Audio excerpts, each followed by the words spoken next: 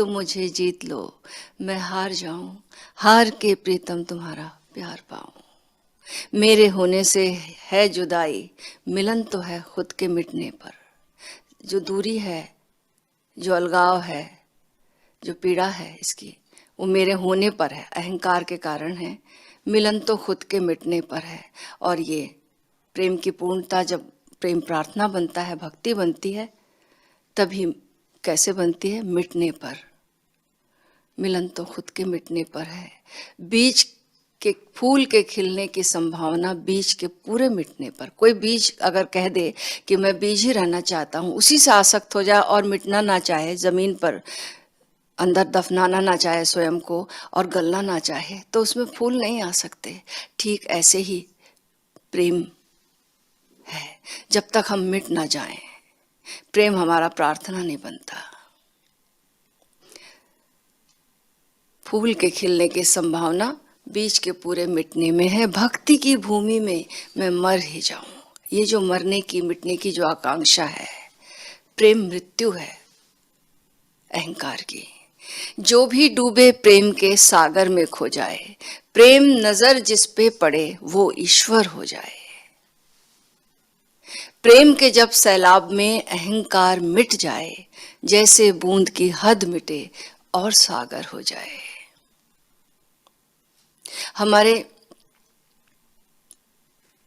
हम चक्रों के हिसाब से हर रोज एक योग और उसमें उसकी विधियों में डूबते हैं। तो आज जो है अनाहत चक्र का दिन है। अनाहत चक्र हृदय चक्र। हृदय जो है वो ठीक मध्य में है, हृदय का केंद्र।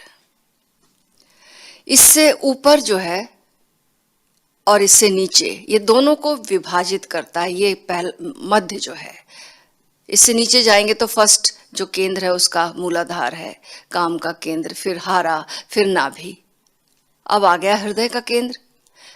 तो नीचे ये 3 केंद्र और ऊपर वो 3 केंद्र हैं। इसके बाद जो है विशुद्ध है, आज्ञा है और सहस्त्रार है। हमने सोलोमन का नाम सुना होगा, सोलोमन की मुद्रा सुनी होगी।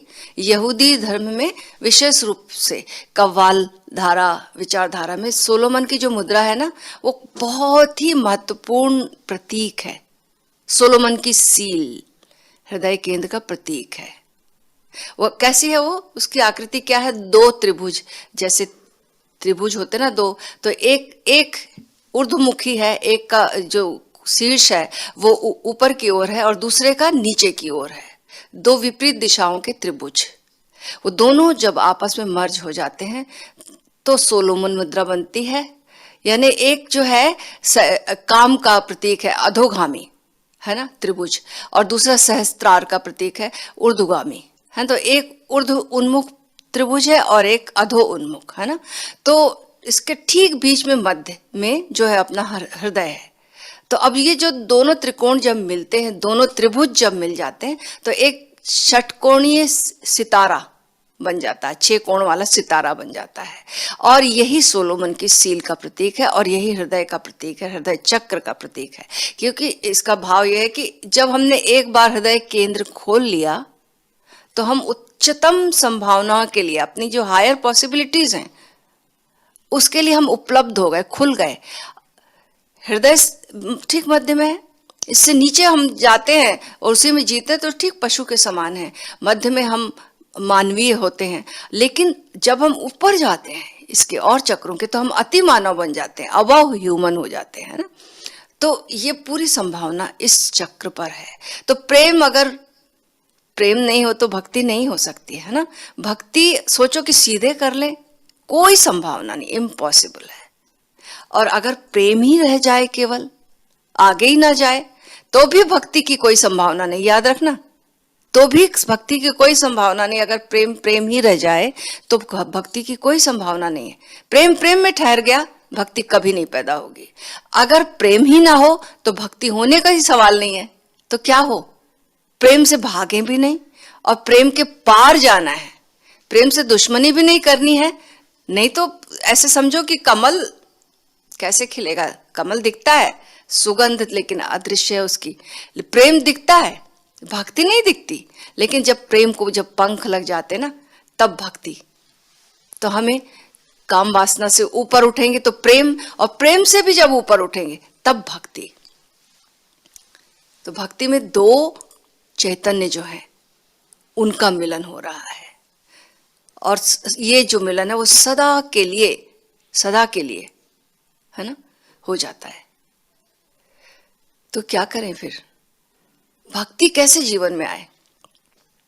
तो भक्ति, भगवान कैसे मिले?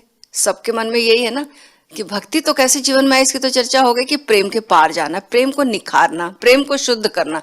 जो जो अशुद्धियां हैं, मेरेपन की अशुद्धियां, ईर्ष्या द्वेष, जो भी उसमें जो भी अशुद्धियां हैं मुख्य, उसको एक्सपेक्टेशन, पजेशन, ये सारे चीजों के प्रति जागरूक होते जाना, तो ये शुद्ध होता जाएगा, मेरेपन से मुक्त होता जाए, प्रेम जो है अकेंद्रित हो जाए, जस्ट लव में पहुंच जाए। जैसे एक दिए की ज्योति, सामने जो भी आए, एक फूल की खुशबू, जो भी है वो भेद नहीं करती कि इसको देना है, इसको नहीं देना, ये पापी है, ये पुण्यात्मा, ये मेरा है, ये किसी और का, ऐसा भेद नहीं। बस उसका तो स्वभाव है। जब हम एकांत में प्रेम पूर्ण हो गए, जस्ट लव, ये शुद्धिकरण की ओर दिशा हुई, ये भक्ति की दिशा हुई। अब लोग सीधे भक्ति से शुरुआत करना चाहते हैं, भगवान को खोजते हैं। भगवान को नहीं खोजना है, भगवान मिलने वाला नहीं है। क्यों? ऐसा समझो कि एक अंधा आदमी सोचे कि प्रकाश, भगवान नहीं मिलने वाला, भक्ति को पाना है। भक्ति एक आंख है, जिस आंख से इसी संसार में भगवान दिखाई देता, यही संसार भगवत्ता से ओतप्रोत हो जाता है। भक्ति का एक अर्थ है कि हम एक क्रांति से गुजर रहे हैं, तो इसलिए भगवान की चिंता नहीं करना, ईश्वर की चिंता नहीं करना, परमात्मा की चिंता मत करो, भक्ति की चिंता करो। कैसे हमारे भीतर भक्ति भर जाए, हे प्रभु, कैसे हम भक्त बन जाएं, कैसे हमारे भीतर भक्ति बन जाए, है ना। तो शांडिल्य जो है, उन्होंने भक्ति का पूरा शास्त्र लिखा है। तो वो क्या कहते हैं कि एक भक्ति है जो कि हमारी टेक्निक के रूप में, साधन के रूप में, है ना, और दूसरा जो है मंजिल है, साध्य के रूप में। तो साधन क्या है? साधन गौणी भक्ति है, साधन गौणी भक्ति है, और साध्य जो है वो पराभक्ति है। गौणी भक्ति यानी साकार की भक्ति, जिसमें कि मूर्ति पूजा भी आ जाएगी, गुरु पूजा भी आ जाएगी, साकार की भक्ति। अब ये गौणी भक्ति से करते करते अगर हम इसमें डूबे, सही ढंग से चले, तो पराभक्ति जो है वो प्रसाद स्वरूप प्राप्त हो जाती है। पराभक्ति तक पहुंचते तो उस पार पहुंचना है, याद रखना। और बोलो कि उसी पार पहुंचना तो कुछ नहीं, नाव नहीं चाहिए, गाड़ी नहीं चाहिए, कुछ नहीं चाहिए, ऐसे ही चले जाएंगे, तो ऐसा नहीं हो सकता। नाव पकड़नी भी है तो नाव छोड़नी भी है। नाव पकड़नी है नदी के उस पार जाने के लिए, तो छोड़नी भी है, नहीं तो नाव को ही पकड़ के बैठ गए, भाई तुमने हमको वहां तक पहुंचाया, अब कैसे छोड़ सकते हैं? तो फिर बात बिगड़ गई। तो नाव में बैठना है, नाव में बैठना यानी गौणी भक्ति, और पार उतरना यानी पराभक्ति। तो क्या क्या प्रारंभ में हम कैसे शुरुआत करें? जो शुरू में हमारे को जो हेल्पफुल रहता है वही बाद में बाधा हो जाता है। शुरुआत क्या है? कीर्तन है, भजन है, श्रवण है, सत्संग है, ये सारी गौणी भक्ति है। लेकिन अब कोई बोले कि सत्संग ही करते रहो और कभी उसके पार ना जाओ, तो फिर क्या होगा? साधन के पार तो जाना होगा ना, तभी साध्य मिलेगा। तो गौणी भक्ति पराभक्ति के साधन के रूप में ये याद रख लें, तो बात जो है वो बन जाती है। तो कीर्तन करना है, भजन करना है, उसके गुणगान करना है, श्रवण करना है, सत्संग करना है, उसके बाद शून्य में भी डूबना है, और वहां प्रसाद स्वरूप पराभक्ति प्राप्त होती है। एक बहुत प्यारे ये दोहे हैं जो कि नीलांचल जी ने भेजे हैं। अपने अंदर व्याप्त वो ही है चहुर, भक्ति सागर में हुआ गुम लहरों का शोर। प्रेम क्षुद्र से हो अगर बन जाता है बंद, प्रेम विराट से हो अगर कर देता निर्द्वंद। प्रेम के जब सैलाब में अहंकार मिट जाए, जैसे बूंद की हद मिटे और सागर हो जाए।